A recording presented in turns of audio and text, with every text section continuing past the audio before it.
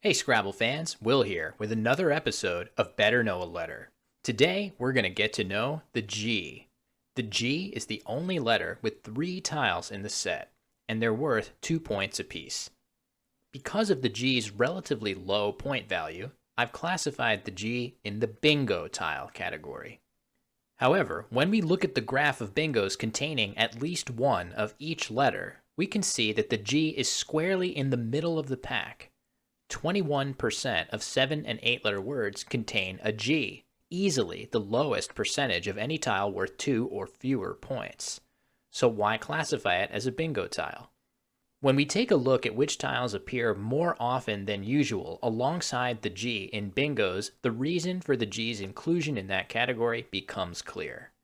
The N and the I appear massively more often alongside the G than usual in bingo length words because of the ing suffix. The G's affinity for the I and N is one of the strongest tile synergies in the game of Scrabble, and in general, holding these 3 tiles together will boost your chances of bingoing considerably. This combination of letters is powerful for playing bingos for players of all levels.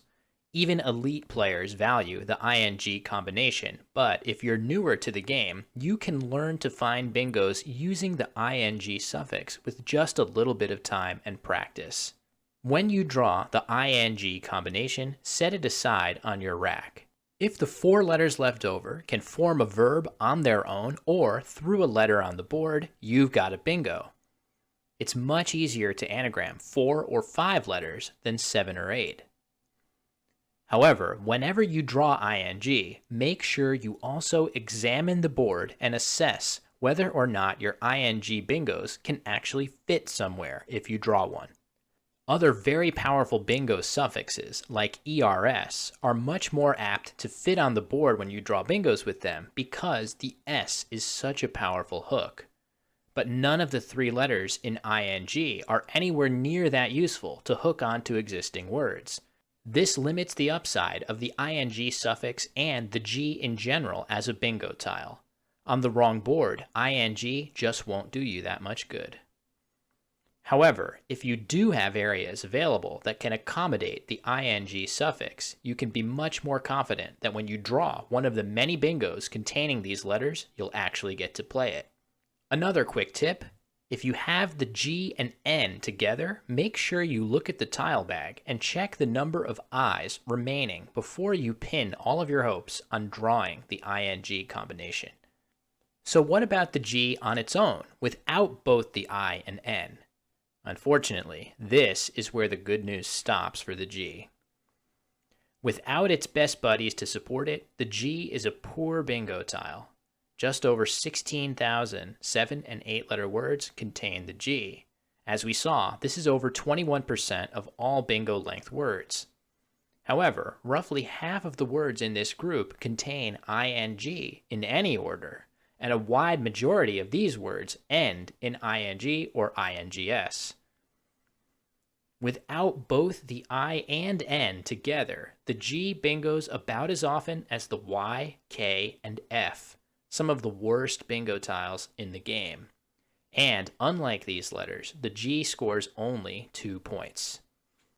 Tiles that appear less often than usual alongside the G in bingos include the C, T, E, and P.